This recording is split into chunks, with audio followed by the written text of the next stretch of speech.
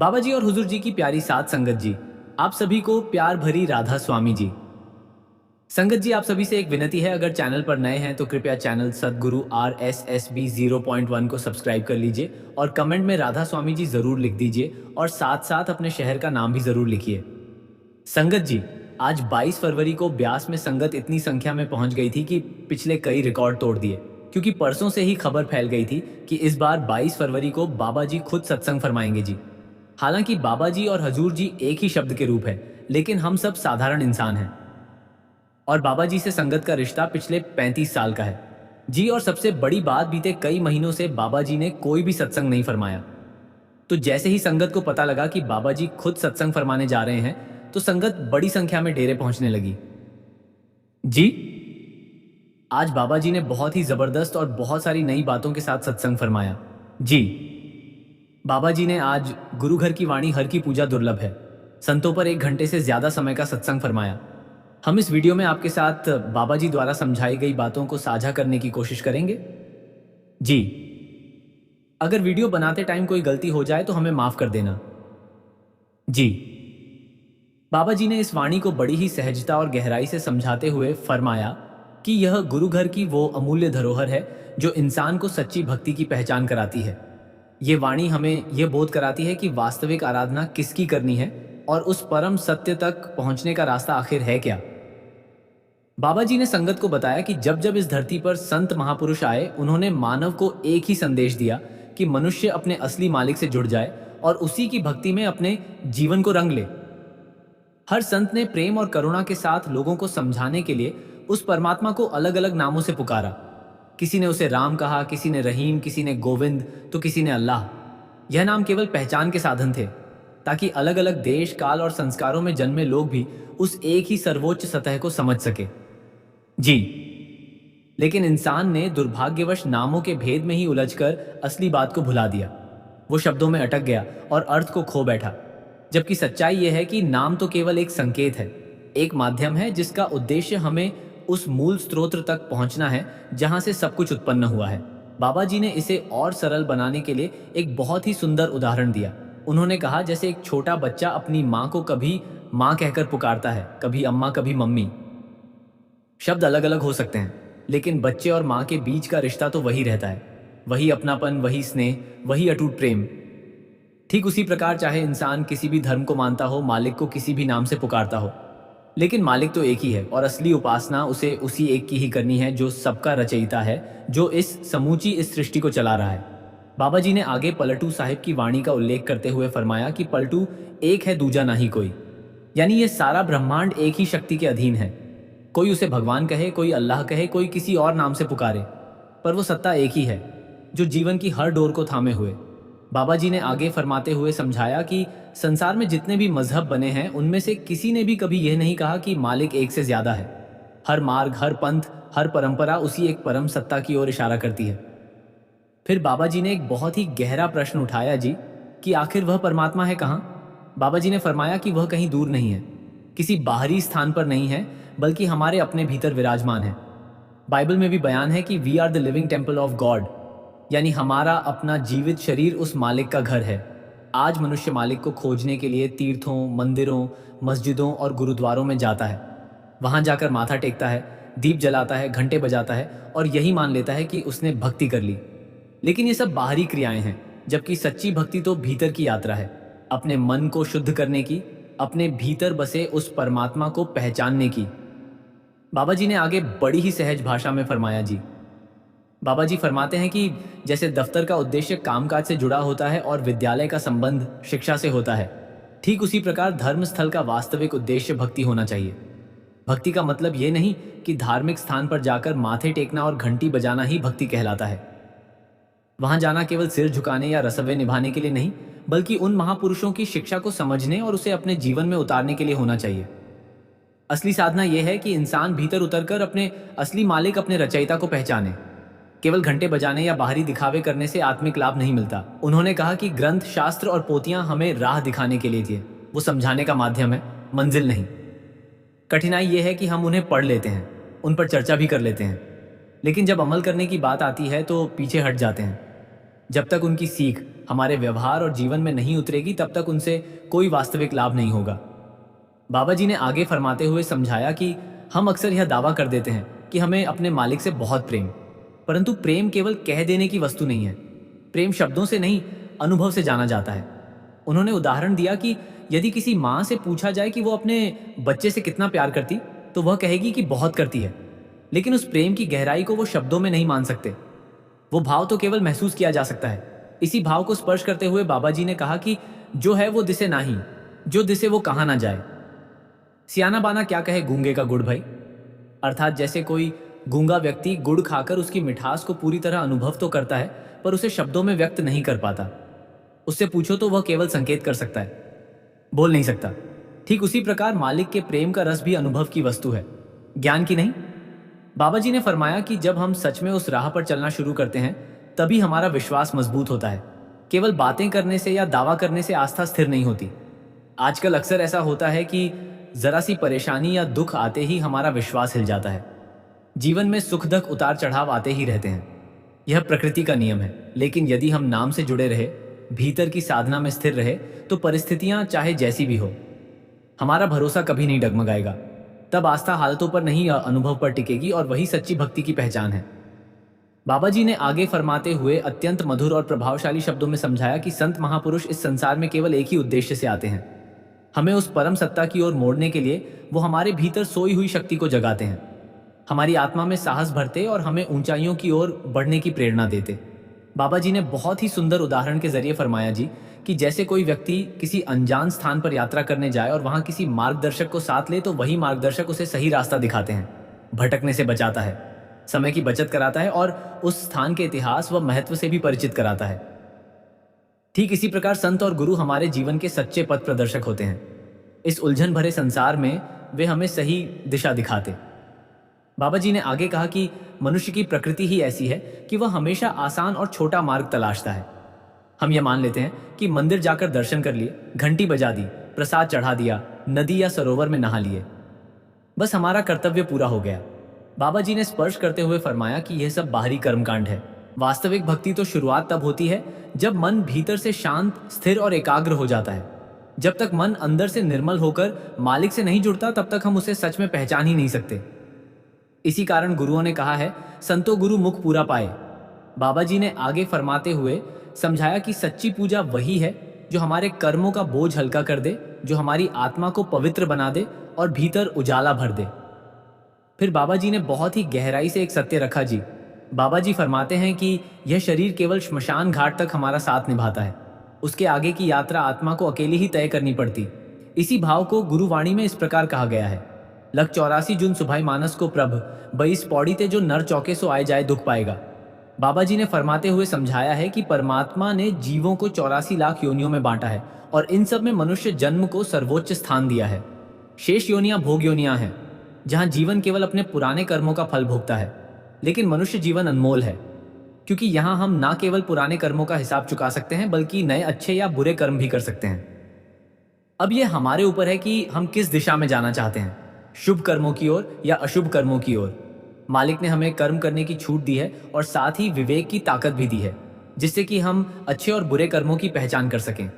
पर दुख की बात यह है कि इंसान इस विवेक की शक्ति का बहुत कम उपयोग करता है। अधिकतर लोग भीड़ के पीछे चलना पसंद करते हैं। समाज जो कर रहा होता है वही करने लगते हैं, बिना ये सोचे कि वो सही है या गलत। बहुत कम ऐसे होते हैं जो स्वयं सोचते हैं, समझते हैं और फिर अपना मार्ग चुनते हैं। वही लोग वास्तव में जागे हुए होते हैं और वही सच्चे अर्थों में जीवन की दिशा तय करते हैं। बाबा जी ने आगे फरमाते हुए समझाया कि जब तक मनुष्य अपने विवेक का सही उपयोग नहीं करेगा और अपनी दिशा परमात्मा की ओर नहीं मोड़ेगा, तब तक उसका जीवन पूर्ण नहीं हो सकता। केवल सांस लेना और दिन काट देना जीवन की संपूर्णता नहीं है। बाबा जी ने बड़ी सादगी से कहा कि आज हम में से अधिकांश लोग यह मान बैठे हैं कि जीवन का उद्देश्य बस परिवार बसाना, धन कमाना, अच्छा खाना पीना और आराम से रहना है। यह भी सब जीवन के आवश्यक पहलू है, इन्हें नकारा नहीं जा सकता। लेकिन जीवन का वास्तविक उद्देश्य इससे कहीं अधिक ऊंचा और गहरा है। मालिक ने हमें इस धरती पर केवल रोटी, कपड़ा और मकान जुटाने के लिए नहीं भेजा है। उसने हमें एक अनमोल अवसर दिया है, एक अनमोल दात बख्शी है, स्वयं को पहचानने की, अपनी आत्मा को उस परम सत्ता से जोड़ने की। गुरुणी में भी यही संदेश मिलता है। कई जन्म भय कीट पतंगा, कई जन्म गज मीना खुरंगा संपी परख होइयो गोविंद मिलन की, ये तेरी बरिया। अर्थात ना जाने कितने जन्म हम कीड़े मकोड़े बन, कभी पक्षु कभी पक्षी कभी जलचर, हर जन्म में हमने अपने अपने कर्मों का फल भोगा, परंतु प्रभु से मिलने का अवसर केवल और केवल मनुष्य जन्म में ही मिलता है। बाबा जी ने आगे फरमाया कि यह मानव जीवन साधारण नहीं है, यह दुर्लभ सौभाग्य है, मालिक से मिलन का अवसर है।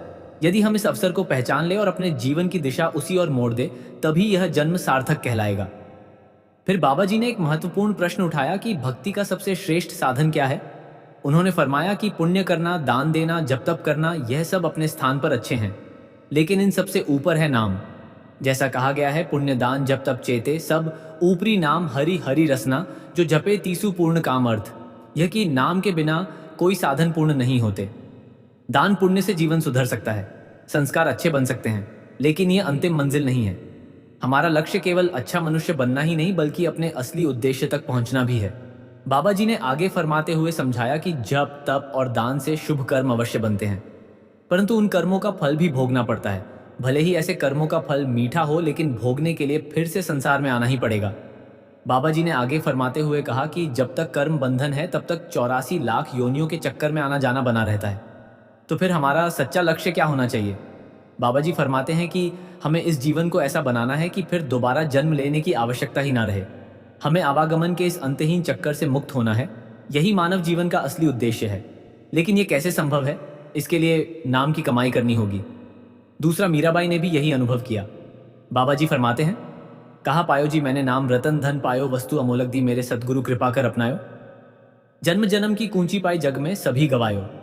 मीराबाई स्वयं राजमहल की रानी थी। उनके पास धन दौलत की कोई कमी नहीं थी, लेकिन जब उन्हें नाम की सच्ची पहचान हुई, तब सारी दुनियावी संपत्ति उन्हें तुच्छ लगने लगी और उन्होंने सच्ची दौलत यानी कि नाम की दौलत को अपना लिया। बाबा जी फरमाते हैं कि हम असली दौलत की बजाय दुनियावी दौलत इकट्ठा करने में लगे हुए हैं, लेकिन अगर हम संसार के पीछे पीछे भागते रहे तो अवगमन से छुटकारा कभी नहीं मिलेगा। ये सब संसार तो माया का खेल है। गुरुनी कहती है, आए जाए सो माया, यानी जो आता जाता है, जो नश्वर है, वही माया है। बाबा जी कहते हैं कि हम मंदिर जाते हैं तो सोचते हैं कि कुछ चढ़ावा ले जाए, कभी फल ले जाते हैं, कभी मिठाई, कभी पैसे।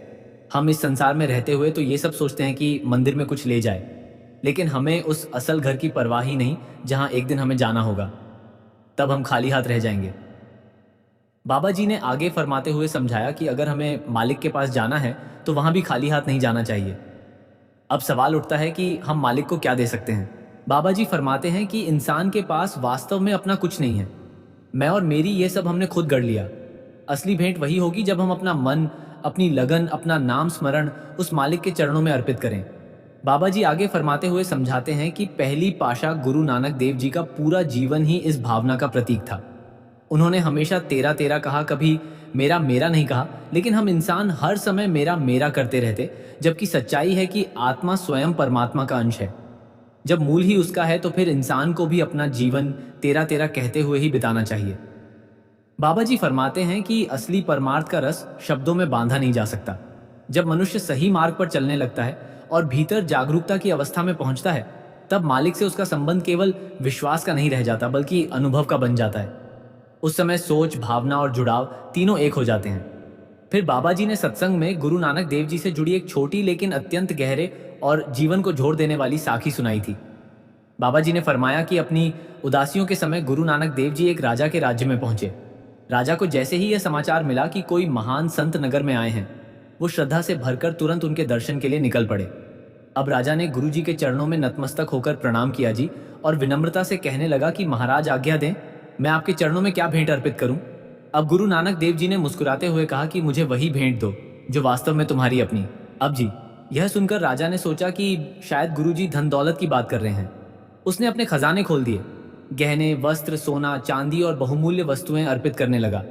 लेकिन गुरु जी हर बार शांति से कहते, यह सब तो मालिक का है, मुझे वो दो जो तुम्हारा अपना हो। अब राजा बार बार कुछ ना कुछ चढ़ाता रहा, लेकिन उत्तर फिर से उसको वही मिलता, अब यह तुम्हारा अपना नहीं है। अब अंत में राजा थोड़ा हैरान होकर कहने लगा और कुछ बेचैन सा हो गया और कहने लगा कि महाराज, फिर आप ही बताइए कि मेरा अपना आखिर है क्या। अब गुरु नानक देव जी ने करुणा भरे मुस्कान के साथ कहा, मैं और मेरी यही तेरे अपने हैं। अब यह सुनते ही राजा ठहाका लगाकर हंस पड़ा जी, लेकिन उसी क्षण उसके भीतर कोई गहरी बात उतर गई। उसकी आंखें खुल चुकी थीं। वो वापस अपने राज सिंहासन की ओर बढ़ा। अब जैसे ही वह बैठने वाला था, गुरुजी ने संकेत किया और कहा, यह भी तेरा नहीं है। बस इतना सुनते ही राजा तुरंत खड़ा हो गया। उसकी आंखों में नम्रता और हृदय में समर्पण उमड़ पड़ा। वो कहने लगा कि हे मेरे सच्चे बादशाह, यह गद्दी, यह राज, ये सब आपके चरणों में अर्पित है। अब आप ही बताइए कि मेरे लिए क्या हुक्म है। अब गुरुजी ने अतः अत्यंत प्रेम से कहा, मुझे तेरी गद्दी नहीं चाहिए बेटा। बस इतना याद रख, अब जो कुछ भी तुझे मिला है उसे मालिक की अमानत समझकर उपयोग किया कर, क्योंकि सच यही है कि इस संसार में हमारा कुछ भी नहीं है। एक दिन सब यहीं का यहीं धरा रह जाएगा और हम खाली हाथ लौट जाएंगे। अब बाबा जी ने इस साखी का अर्थ समझाते हुए कहा कि मालिक हमें अपनी कृपा से बहुत कुछ देता है और जब चाहे सब कुछ वापस ले भी सकता है। इसीलिए जब जीवन में सुख मिले तो अहंकार ना कर, और जब दुख मिले या हानि मिले तो शिकायत भी ना कर। बाबा जी ने आगे फरमाते हुए समझाया, जे राज कराए तो तेरी आत्मा, जे भीख मंगाए तो तेरा क्या घट जाए। यानी वो राजा बनाए या भिखारी, यह सब उसकी मौज है। यहाँ जो कुछ भी हो रहा है वो उसी एक की मर्जी से हो रहा है। हम बस उसके हाथों की कठपुतली। मालिक जो भी करता है वह हमारी भलाई के लिए ही करता है। हमें मालिक के हुक्म में रहना है। मालिक का हुक्म क्या है? बाबा जी ने फरमाया, गुरु ने में भी स्पष्ट किया हुआ है कि एक नाम हुक्म है, नानक सदगुरु दिया बुझाए जीव, यानी मालिक का नाम ही उसका हुक्म है। हम जन्म लेते हैं अपने कर्मों के कारण और जीवन में उतार चढ़ाव भी उन्हीं कर्मों से आते हैं। आज हमारा मन जन्मों की मैल से मैला हो चुका है। जैसे कपड़ा गंदा हो जाए तो साबुन से धोया जाता है, वैसे ही जब मन पापों से भर जाता है तो उसे केवल और केवल नाम के रंग से ही निर्मल किया जा सकता है। बाबा जी आगे फरमाते हैं, कहते हैं कि हम रोज बहते पानी में डुबकी लगाते, अगर कर्म केवल नहाने से ही धुल जाते तो हमें अब तक पवित्र हो जाना चाहिए था। पर असली सफाई तो नाम से होती। जैसे कपड़े को जब ललारी को दिया जाता है तो वह गहरे रंग से उसकी गंदगी को ढक देता है, उसी तरह हमारी आत्मा भी जन्म जन्मांतर की मैल से काली हो चुकी है। तभी प्रार्थना की जाती है, घोड़े रंग विच रंग देव जी मैल, यानी सादियां रूह। बाबा जी ने फरमाते हुए समझाया कि शब्द के द्वारा ही मन निर्मल होता है। असली तीर्थ कोई बाहरी जगह नहीं है, बल्कि यह शरीर है। जब इंसान नाम के स्नान में लीन होता है तभी वह निर्मल बनता है। गुरुवाणी में कहा जाता है, तीर्थ नावर जाऊं। तीर्थ नाम है, गुरु शब्द विचार। बाबा जी ने इस विषय पर बहुत स्पष्ट और दृढ़ शब्दों में आगाह किया कि अपने मन में यह गलतफहमी कभी मत पालो कि बिना नाम की कमाई किए मुक्ति मिल सकती है। केवल माथा टेक लेने से, नाक रगड़ लेने से या बाहरी पूजा पाठ करने से आत्मिक लक्ष्य हासिल नहीं होता। बाबा जी ने इसे एक बहुत ही सरल उदाहरण देकर फरमाया। जी बाबा जी समझाते हैं कि मान लो कोई बच्चा रोज स्कूल तो जाता है लेकिन पढ़ता बिल्कुल भी नहीं, तो उसका स्कूल जाना किस काम का? उसी तरह यदि हम रोज सत्संग सुनते रहे लेकिन अपने जीवन में किसी बात पर अमल ही ना करें तो वो सुनना भी व्यर्थ हो जाता है। असली बदलाव तब आता है जब ध्यान भीतर की ओर लगाया जाए, जब नाम को अपने हृदय में बसाया जाए। वही सच्ची सेवा है, वही सच्ची भक्ति है। बाबा जी ने आगे फरमाते हुए कहा कि बहुत से लोग बड़े गर्व से कहते हैं कि मैंने तो सैकड़ों सत्संग सुने हैं, मैं कई कई बार डेरे जा चुका हूं। लेकिन असली प्रश्न यह है कि इसका परिणाम क्या निकला? क्या हम भीतर से बदले? क्या हमारे स्वभाव में परिवर्तन आया? क्या हमने गुरु की शिक्षा को अपने जीवन में उतारा? सत्संगों में अलग अलग संतों की वाणियां इसीलिए दोहराई जाती हैं क्योंकि हम मनुष्य आसानी से सीखना ही नहीं चाहते। फिर बाबा जी ने आगे फरमाते हुए एक बड़ी ही गहरी बात कही जी। बाबा जी फरमाते हैं कि हम अक्सर सोचते हैं कि मेरा बाबा बहुत ऊंचा है, मेरा गुरु बहुत पहुंचा हुआ है, लेकिन गुरु के पहुंचते हुए होने से हमें क्या फल मिल जाएगा? अगर हम स्वयं कुछ ना करें तो गुरु कितना भी पहुंचा हुआ हो क्यों ना हो, हमें कुछ हासिल नहीं होने वाला। क्या हम गुरु की कमाई अपने खाते में डाल सकते हैं? नहीं। कमाई तो हर एक को खुद की ही करनी पड़ती है। गुरु के रोटी खा लेने से क्या हमारी भूख मिट जाएगी? नहीं ना, नहीं, बिल्कुल भी नहीं। जब तक हम खुद रोटी नहीं खाएंगे तब तक हमारी भूख नहीं मिटने वाली। बाबा जी ने आगे फरमाते हुए समझाया कि जब तक हम स्वयं कदम नहीं बढ़ाएंगे तब तक हम केवल झूठी तसल्लियों में जीते रहेंगे। आत्मिक उन्नति किसी दूसरे की साधना से नहीं होती। जिसने नाम की कमाई की उसी को उसका फल मिला, लेकिन जब तक हम खुद मेहनत नहीं करेंगे तब तक हमें कुछ भी प्राप्त नहीं होगा। अंत में बाबा जी ने बहुत ही प्रेम और कोमलता से फरमाया जी, कहा कि लेना भी शब्द से और देना भी शब्द से, अर्थात वही परम शक्ति जिसने पूरी सृष्टि की रचना की है, वही शक्ति हमारे भीतर भी विराजमान है। अब बस हमें उससे जुड़ना है और यही असली साधना है, यही नाम की कमाई है और यही मार्ग हमें अपने मालिक तक पहुंचाने वाला है। जी संगत जी, आज बाबा जी के सत्संग को सुनते हुए बहुत सारी संगत रोने लगी थी जी। शायद इसीलिए क्योंकि बहुत महीनों के बाद बाबा जी ने सत्संग फरमाया है। संगत जी, हमें बहुत खुशी होती है यह जानकर कि बाबा जी की संगत दुनिया के कोने कोने में फैली है। आप ये वीडियो दुनिया के किस शहर या किस गांव से देख रहे हैं, नीचे कमेंट बॉक्स में ज़रूर लिखें और अपनी हाजिरी राधा स्वामी जी लिखकर लगाएं। प्रेम से बोलिए राधा स्वामी जी। राधा स्वामी जी की असीम कृपा से यदि हम सेवा, सिमरन और भजन को जीवन का आधार बना लें तो यह मानव जन्म सफल हो जाएगा। राधा स्वामी जी। संगत जी, क्या आपके जीवन में भी कभी ऐसा वक्त आया है जब चारों तरफ अंधेरा महसूस होने लगे? जब मेहनत के बाद भी फल ना मिले और घर की परेशानियां खत्म होने का नाम ना लें, तब अक्सर हमारा मन डगमगाने लगता है। हमें लगता है कि शायद हम अकेले हैं। लेकिन सच तो यह है कि जब हम सबसे ज्यादा कमजोर होते हैं, तभी हमारा मालिक हमारे सबसे करीब होता है। आज की ये साखी मोहन और सरला के जीवन की एक ऐसी ही रूहानी यात्रा है जो आपको सिखाएगी कि कैसे एक टूटा हुआ भरोसा फिर से खड़ा होता है और कैसे सतगुरु की एक चुपचाप मिलने वाली दया हमारे पूरे घर के हालात बदल देती है। इस साखी का एक एक शब्द आपके भीतर के डर को खत्म कर देगा और आपको अटूट शांति का अनुभव कराएगा। वीडियो को अंत तक पूरा जरूर सुनिएगा, क्योंकि इसमें जीवन के कुछ ऐसे गहरे रहस्य छिपे हैं जिन्हें समझना हर साधक के लिए जरूरी है। ऐसी ही और भी रूहानी साखियों के लिए आपके अपने चैनल ज्ञान की संगत को जरूर सब्सक्राइब करें और परिवार का हिस्सा बने। तो चलिए शुरू करते हैं आज की यह बेहद अनमोल साखी। सांझ का समय था और आसमान में हल्की गुलाबी आभा फैली हुई थी, मानो दिन और रात आपस में धीरे धीरे हाथ बदल रहे हों। एक पहाड़ी के नीचे बसे हुए शेरवा नाम के छोटे से गांव में मिट्टी के घर, पत्थरों से बनी संकरी गलियां और चारों ओर एक खामोशी पसरी रहती थी। इसी गांव में मोहन नाम का एक युवक रहता था, जिसकी उम्र तो अधिक नहीं थी, मगर उसके चेहरे पर अब बचपन की वह पुरानी चमक नहीं बची थी। आंखों के नीचे उभरी हल्की काली परछाइयां, माथे पर खींची स्थायी चिंता की लकीरें और भीतर कहीं टूटा हुआ भरोसा उसकी पहचान बन चुके थे। मोहन का भी बहुत खुशमजाज हुआ करता था, लेकिन जिंदगी की मुश्किलों ने उसे वक्त से पहले ही बड़ा कर दिया था। कई साल पहले पिता का देहांत हो चुका था और माँ अक्सर बीमार रहती थी, जिसके कारण घर की पूरी जिम्मेदारी उसके कच्चे कंधों पर आ गई थी। वो दिन भर खेतों में मजदूरी करता, रात को किसी के घर लकड़ी काटता या कभी कुएं से पानी खींचने का काम करता। फिर भी दो वक्त की रोटी का इंतजाम हमेशा पक्का नहीं हो पाता था। मोहन की पत्नी सरला सुंदर तो थी, पर वो भीतर से पूरी तरह टूट चुकी थी। वो हर रोज अपने भाग्य को कोसती और उसे लगता कि उसने एक गलत इंसान से शादी कर ली है।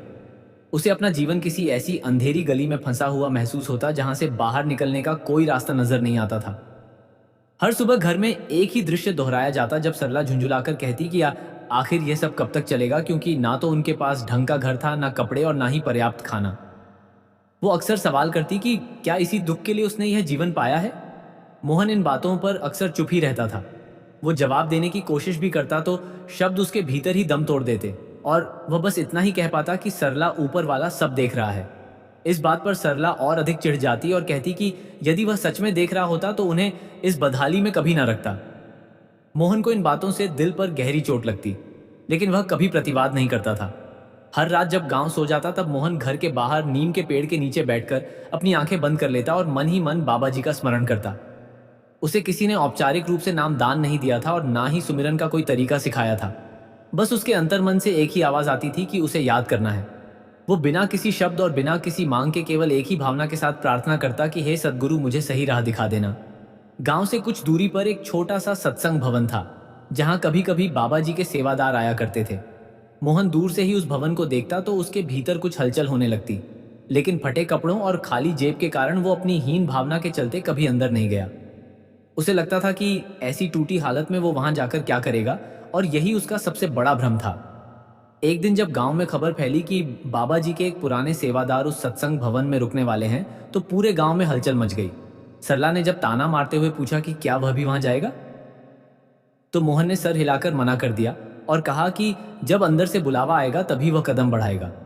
सरला उसकी इस बात पर हंस पड़ी और कहने लगी कि तुझे तो ऐसा लगता है जैसे बाबा जी तुझे कोई विशेष चिट्ठी भेजेंगे।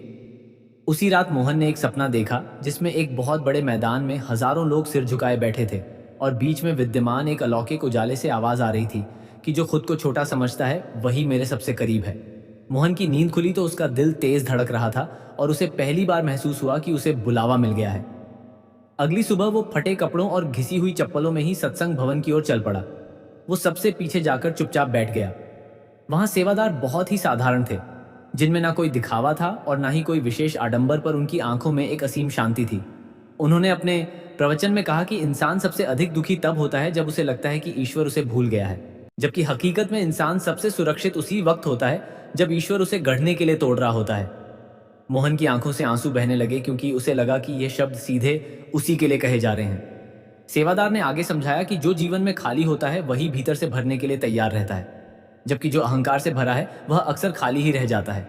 यही मोहन पर यह रहस्य खुला कि गरीबी कोई अभिशाप नहीं है, बल्कि अहंकार ही असली बाधा है। जब सत्संग समाप्त हुआ और लोग चरण स्पर्श के लिए आगे बढ़े, तब मोहन अपनी जगह ही बैठा रहा। तभी उसके भीतर से रुकने का संकेत मिला और स्वयं सेवादार चलकर उसके पास आए। उन्होंने मोहन के सिर पर हाथ रखकर बहुत ही वात्सल्य से कहा कि तू बहुत देर से पुकार रहा है। यह सुनते ही मोहन फूट फूट कर रो पड़ा। उस दिन जब वह घर लौटा तो पूरी तरह बदला हुआ इंसान था।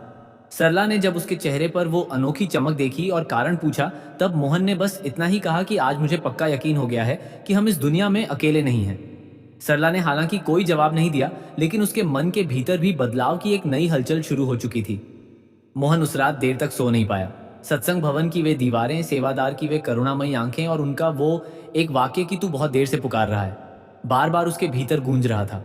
उसे ऐसा लग रहा था मानो किसी ने उसके दिल के बंद कमरे का दरवाजा हल्का सा खोल दिया हो। पूरा नहीं, बस इतना कि भीतर की रोशनी की एक पतली सी किरण बाहर आ सके। वह चुपचाप उठकर बाहर आंगन में बैठ गया।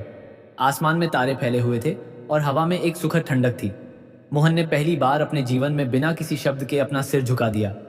आज ना कोई मांग थी, ना कोई शिकायत, बस एक गहरा मौन था। उसी मौन में उसे एक अद्भुत अनुभव हुआ। उसे लगा जैसे कोई उसके ठीक पीछे खड़ा है, लेकिन जब उसने मुड़कर देखा तो वहां कोई नहीं था। फिर भी उसे डर नहीं लगा, बल्कि एक अजीब सी सुरक्षा महसूस हुई, जैसे कोई मौन भाषा में कह रहा हो कि तू अब सही जगह खड़ा है।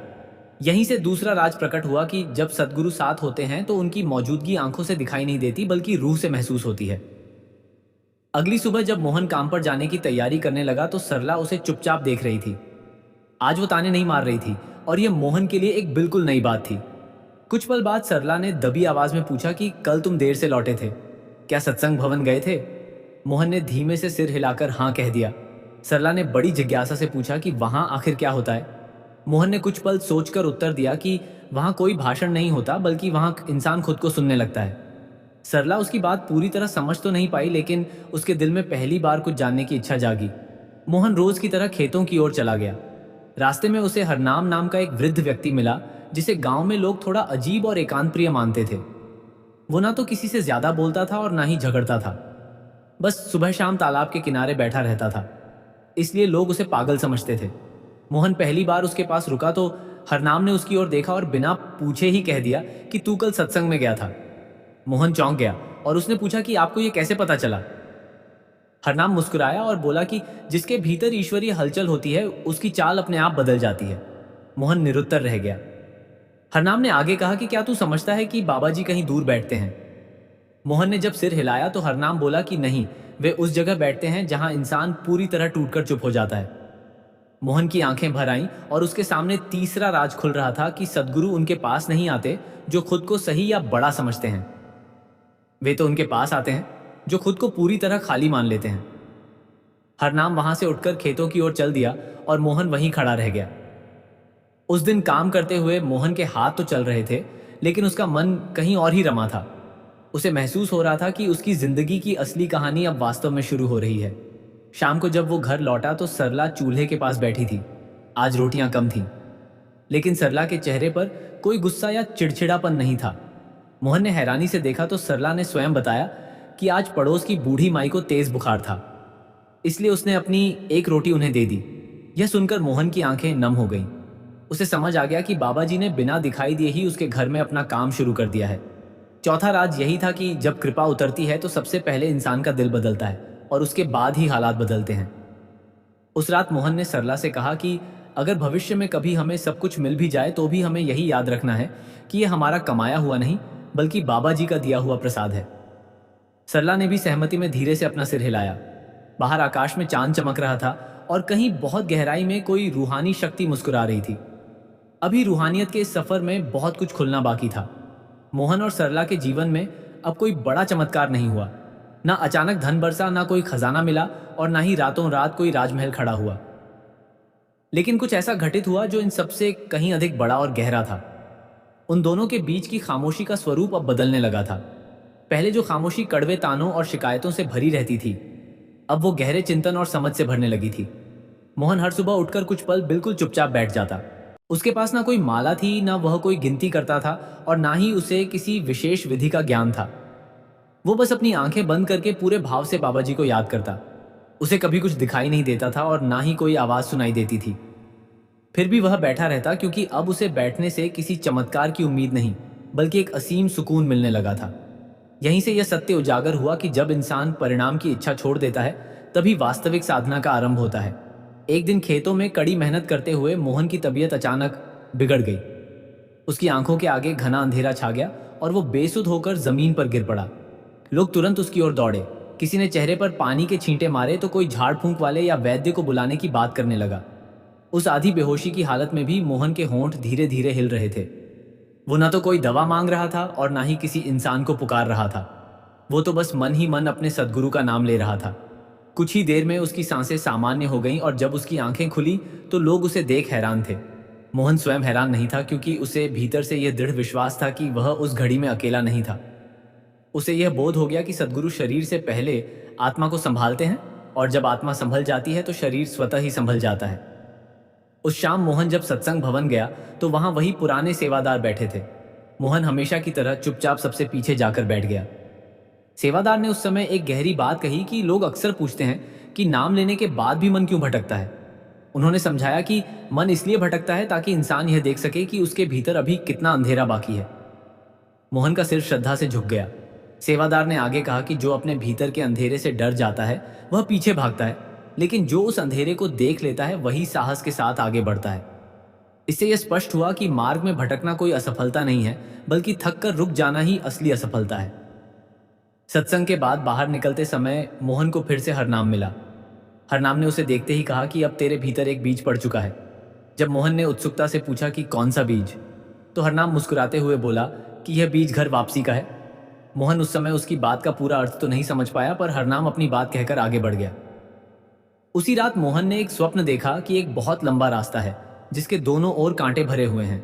बीच में एक अत्यंत पतली पगडंडी है जिस पर चलने वाले लोग बहुत कम हैं, लेकिन जो भी उस पर चल रहे हैं उनके चेहरों पर रत्ती भर भी डर नहीं है। तभी एक आकाशवाणी सी हुई कि भीड़ हमेशा चौड़ी सड़कों पर होती है, जबकि सच्चा यात्री हमेशा तंग पगडंडी चुनता है। मोहन की जब नींद खुली तो उसका दिल तेज धड़क रहा था और उसे समझ आ गया कि सही रास्ता हमेशा कठिन और संकरा होता है, जबकि गलत रास्ता दिखने में सुगम और चौड़ा होता है।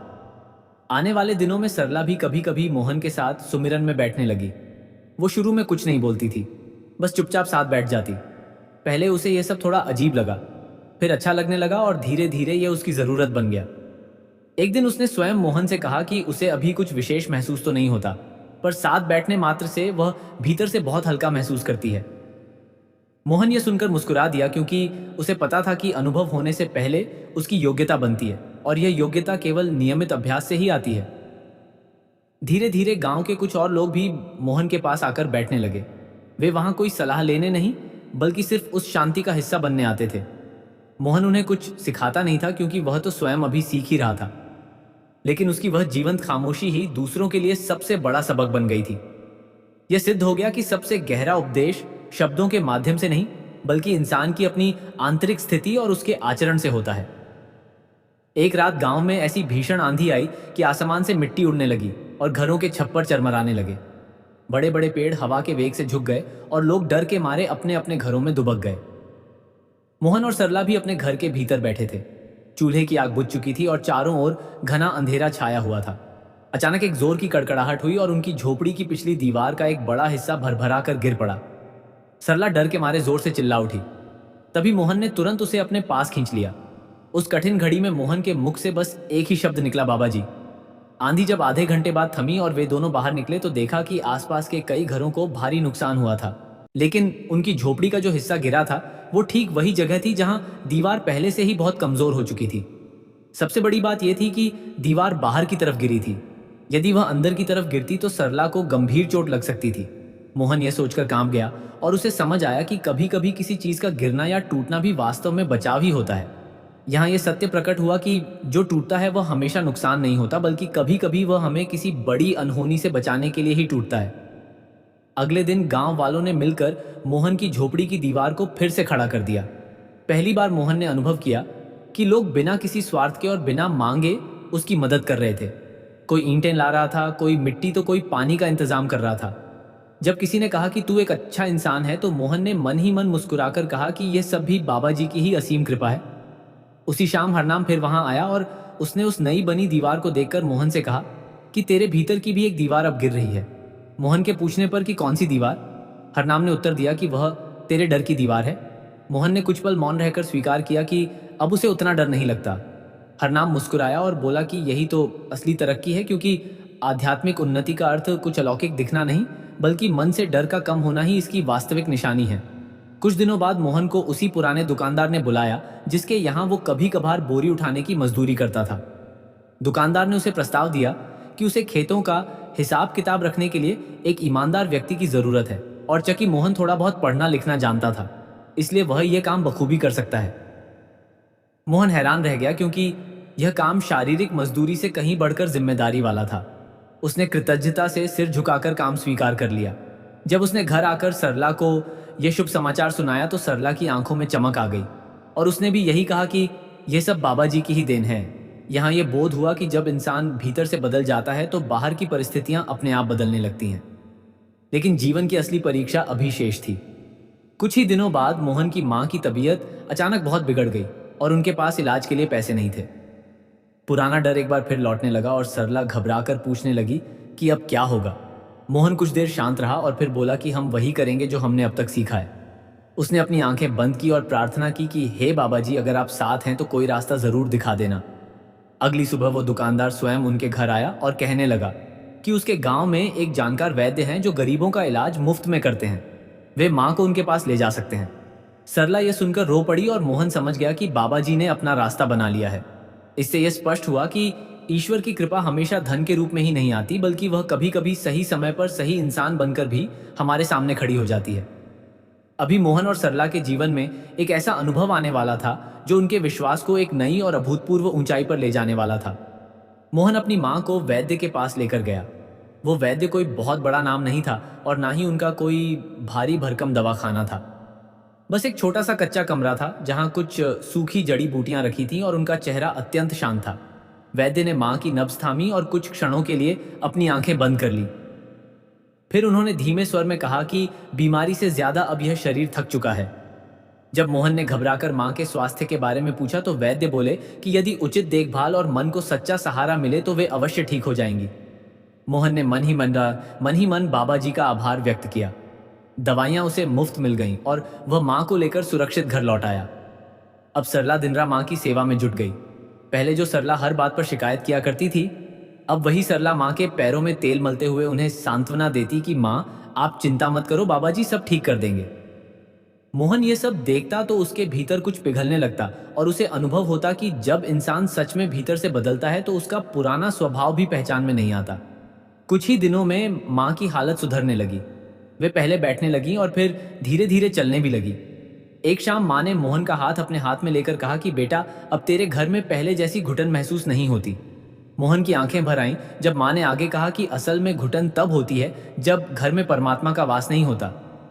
इस अनुभव ने एक और गहरा सत्य स्पष्ट किया कि भगवान केवल मंदिर में नहीं बल्कि घर के आपसी व्यवहार और प्रेम में बसते हैं। उसी रात मोहन ने एक और स्वप्न देखा। उसने देखा कि एक बहुत ऊंचा पहाड़ है जिसके नीचे भारी भीड़ खड़ी है और सब ऊपर जाने की चाह रखते हैं।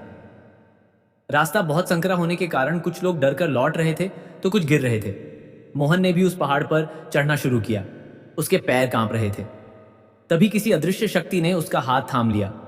वो चेहरा तो नहीं देख पाया, पर एक गूंजती हुई आवाज आई कि मैं तेरे साथ हूं। मोहन की जब नींद खुली तो उसकी आंखें नम थीं।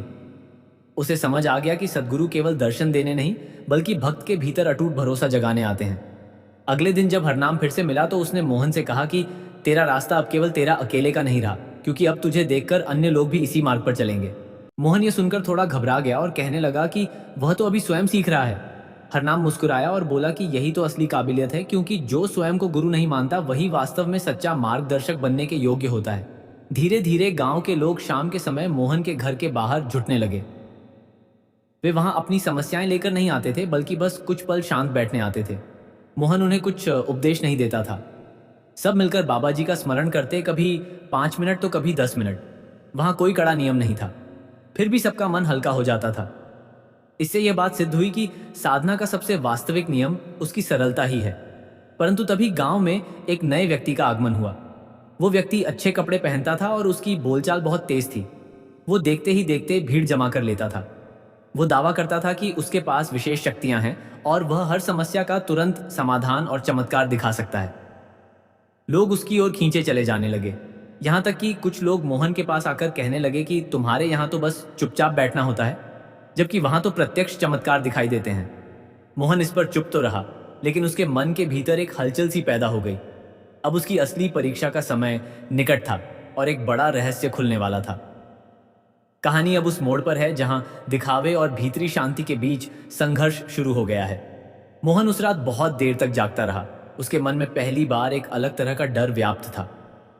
यह गरीबी या भूख का डर नहीं था, बल्कि यह संशय था कि कहीं उसका रास्ता ही गलत तो नहीं। वो सोचने लगा कि लोग तो चमत्कार और तुरंत परिणाम देखना चाहते हैं, जबकि उसके पास देने के लिए बस एक अनमोल खामोशी और बाबा जी का नाम ही था। वो व्याकुल होकर बाहर नीम के पेड़ के नीचे बैठ गया और आंखें बंद कर प्रार्थना की कि हे बाबा जी, अगर मैं गलत राह पर हूं तो मुझे रोक लेना। कुछ देर बाद उसके भीतर एक असीम और अजीब सी शांति उतरी। वहां कोई विशेष आवाज या दृश्य तो नहीं था, पर एक गहरा एहसास था कि तू जहां है वहीं ठीक है। इस अनुभव ने एक नया रहस्य खोल दिया कि सद्गुरु की पहचान शोर शराबे से नहीं, बल्कि मन की स्थिरता से होती है। अगले दिन वही नया आदमी, जिसका नाम केशव था, मोहन के घर के पास आ पहुंचा। उसने मुस्कुराते हुए व्यंग किया कि सुना है तुम भी लोगों को बैठाकर कुछ कराते हो। मोहन ने बहुत ही शांत स्वर में उत्तर दिया कि मैं कुछ नहीं कराता, लोग तो स्वयं अपनी मर्जी से यहां बैठते हैं। केशव खिलखिलाकर हंस पड़ा और कहने लगा कि ऐसे बिना कुछ दिखाए भला कौन बैठता है? लोगों को तो कुछ चमत्कार दिखाना पड़ता है। उसने मोहन को प्रलोभन दिया कि वह उसे भी अपनी तरह तरीके से खा सकता है, जिससे उसकी एक बड़ी पहचान बन जाएगी। मोहन ने पहली बार पूरी दृढ़ता के साथ कहा कि उसे किसी पहचान की कोई चाह नहीं है। केशव उसे देखते हुए चेतावनी देकर चला गया कि लोग केवल वहीं जाते हैं जहां चमक धमक होती है। मोहन ने मन ही मन बाबा जी का नाम लिया और उसे यह बोध हुआ कि जो लोग बाहरी चमक के पीछे भागते हैं वे अक्सर अपनी आंतरिक रोशनी खो देते हैं।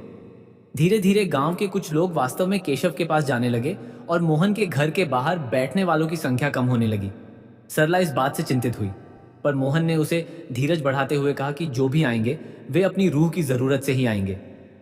कुछ दिनों बाद केशव के पास जाने वाले एक व्यक्ति की स्थिति बिगड़ गई, तो केशव ने अपनी जिम्मेदारी लेने के बजाय उसे यह कहकर और डरा दिया कि यह तेरे कर्मों का फल है।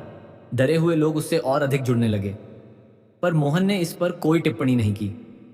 एक रात मोहन ने स्वप्न में देखा कि दो रास्ते हैं। एक रास्ता दियों, झंडों और शोर से बहुत रोशन है, जबकि दूसरा रास्ता बिल्कुल अंधेरा और शांत है। उस अंधेरे रास्ते पर एक छोटा सा दीपक जल रहा था और तभी एक आवाज आई कि दिया भले ही छोटा है पर जलता बिल्कुल सच्चा है। इससे यह सत्य उजागर हुआ कि सच्चाई को कभी भी प्रचार या दिखावे की जरूरत नहीं होती। कुछ समय बीतने के बाद अचानक खबर आई कि केशव गांव छोड़कर भाग गया है और वह दूसरे गांव में ठगी के मामले में पकड़ा गया है। जो लोग केशव के पीछे गए थे वे अब शर्मिंदा होकर मोहन के पास लौटे। मोहन ने उनमें से किसी को ताना नहीं मारा, बल्कि सहज भाव से कहा कि हम सब यहाँ सीखने ही आए हैं। यह सिद्ध हो गया कि जो इंसान दूसरों को माफ कर देता है वही आध्यात्मिक पथ पर सबसे तेज आगे बढ़ता है। अब गांव के लोग मोहन को एक अलग ही सम्मान की दृष्टि से देखने लगे। हालांकि वह पहले जैसा ही साधारण आदमी था, उन कोई साधु ना महात्मा, लेकिन उसके आसपास अब एक ऐसी शांति रहने लगी थी जो स्वयं में सबसे बड़ा प्रमाण थी। अभी मोहन के जीवन में एक ऐसा निर्णायक मोड़ आने वाला था जहां उसके विश्वास को सबसे बड़ी अग्नि परीक्षा से गुजरना था। कुछ ही दिनों बाद मोहन की मां ने एक रात अचानक अपनी आंखें खोलकर कहा कि बेटा, मुझे ऐसा महसूस हो रहा है जैसे मेरा समय अब निकट आ रहा है। मोहन यह सुनकर चौंक गया और घबराकर बोला कि मां, आप ऐसा मत कहिए। मां ने चेहरे पर एक हल्की मुस्कान लाते हुए उत्तर दिया कि मुझे डर नहीं लग रहा, बस भीतर से एक बुलावा सा महसूस हो रहा है। मोहन का दिल कांप उठा, लेकिन उसने देखा कि मां की आंखों में कोई खौफ नहीं था, बल्कि एक अजीब सी तसल्ली थी। जिसे सद्गुरु की छाया मिल जाती है उसे मृत्यु कभी डरावनी नहीं लगती।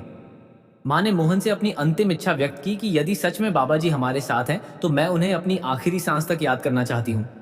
मोहन अपनी मां के पास ही बैठ गया और दोनों चुपचाप बाबा जी का नाम लेने लगे। वहां ना कोई ऊंची आवाज थी और ना ही कोई जटिल विधि, बस एक गहरा और मौन स्मरण था। सरला भी उनके समीप आकर बैठ गई।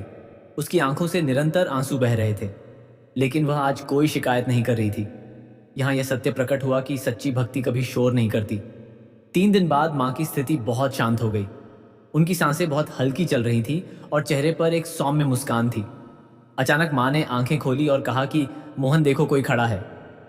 मोहन ने कमरे में इधर उधर देखा पर उसे कोई नजर नहीं आया। तब माँ बोली कि बेटा डर मत, ये वही है जिसका तू नाम लेता है।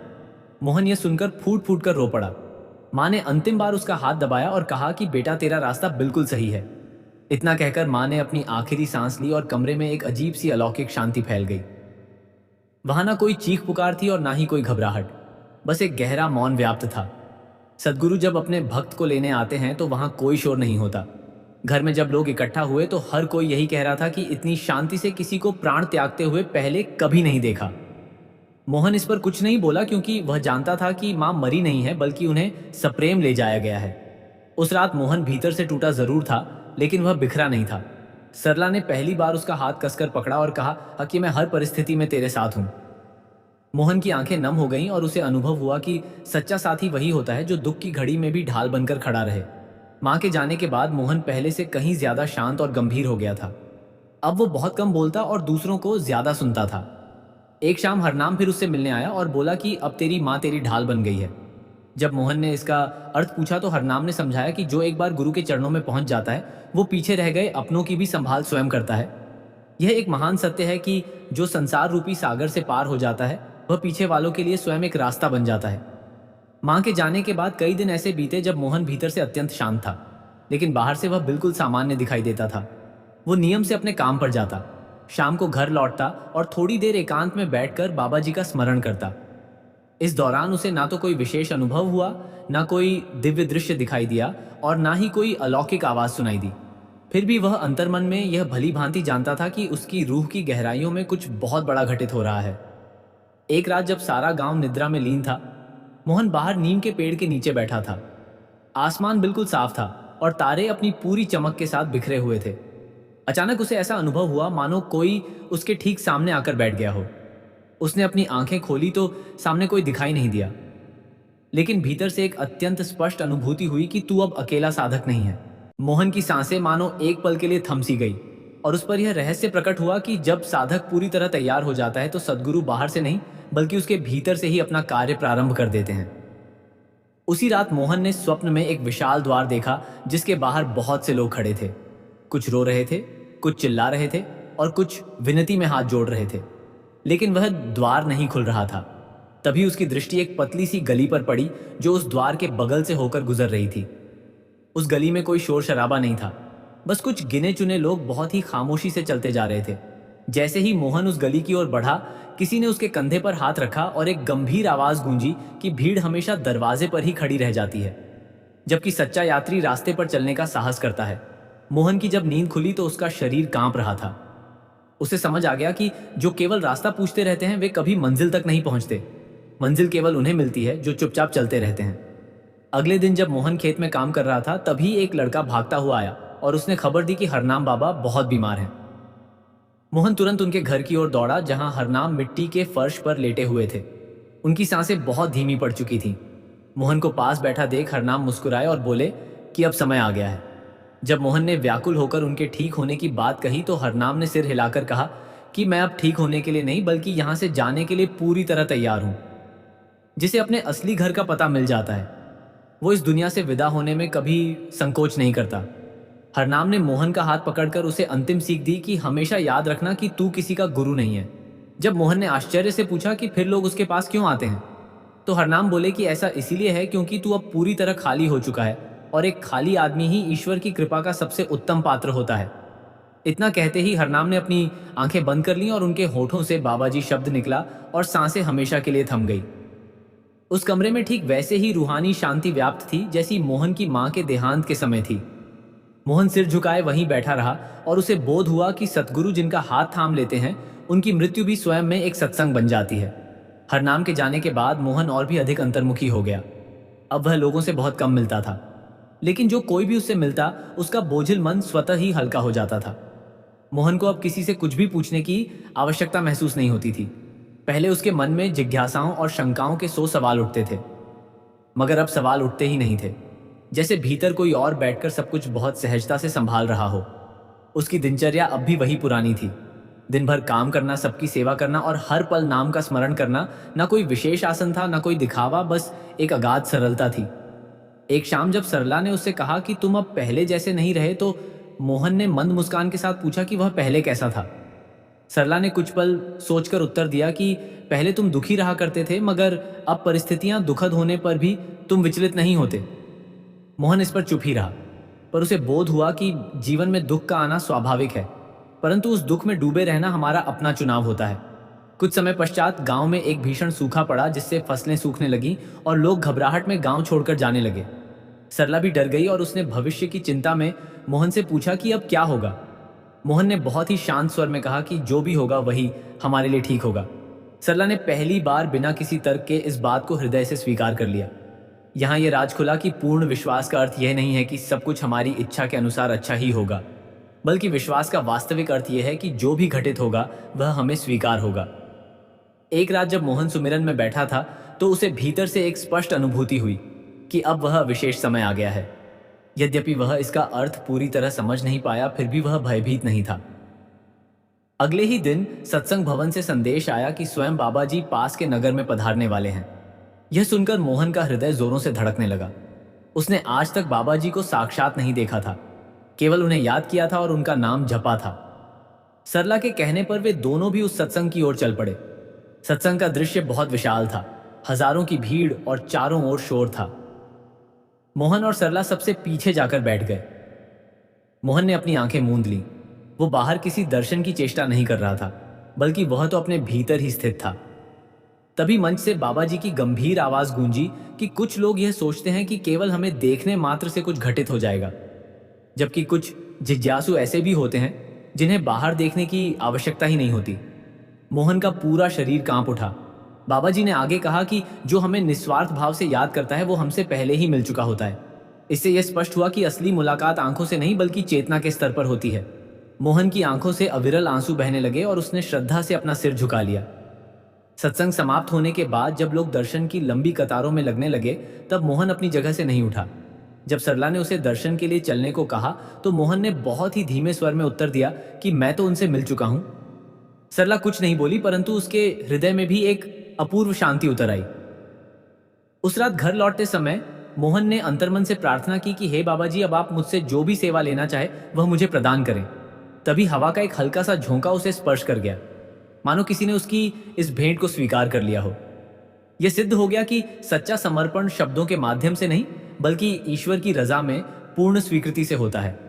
मोहन और सरला उसी रात अपने छोटे से घर लौट आए। ना कोई बड़ा ऐलान हुआ, ना किसी ने उन्हें माला पहनाई और ना ही किसी ने उन्हें संत की उपाधि दी। वे वैसे ही रहे, वही साधारण मजदूर और गृहस्थ, लेकिन भीतर से वे अब वो नहीं थे जो पहले हुआ करते थे। अब उनके जीवन का उद्देश्य पूरी तरह बदल चुका था। पहले वे हर पल यह चाहते थे कि उनके जीवन के दुख खत्म हो जाए, मगर अब उनकी एकमात्र यही प्रार्थना थी कि उनका विश्वास कभी खत्म ना हो। यही उनके जीवन का सबसे बड़ा और गहरा बदलाव था। मोहन अब पूरी तरह समझ चुका था कि सद्गुरु हमें दुनियावी रूप से अमीर बनाने नहीं आते, बल्कि वे तो हमें निर्भय बनाने आते हैं। वे हमें इस दुनिया से बाहर निकालने नहीं, बल्कि हमें हमारे भीतर से जोड़ने आते हैं। और जो एक बार भीतर से जुड़ जाता है, उसके लिए फिर बाहर के हालात कोई मायने नहीं रखते। सरला भी अब यह जान चुकी थी कि बरकत ज्यादा पैसों से नहीं बल्कि कृतज्ञता से आती है। शांति बड़ी कोठियों में नहीं बल्कि पूर्ण समर्पण में बसती है। उनकी झोपड़ी आज भी वही पुरानी थी, वही मिट्टी की दीवारें और वही साधारण चूल्हा, लेकिन अब उस घर में शिकायतों का कोई स्थान नहीं था। अब वहां हर समय बाबा जी का नाम गूंजता था और यही उनके जीवन की सबसे बड़ी महिमा थी। इस पूरी साखी का सार यही है कि यदि आप भी जीवन में स्वयं को टूटा हुआ या अकेला महसूस करते हैं, या कभी आपके मन में यह विचार आता है कि बाबा जी आपको भूल गए हैं, तो याद रखिए कि वे कभी किसी को नहीं भूलते। वे बहुत शांति से अपना काम करते हैं और धीरे धीरे इंसान के दिल को बदलते हैं।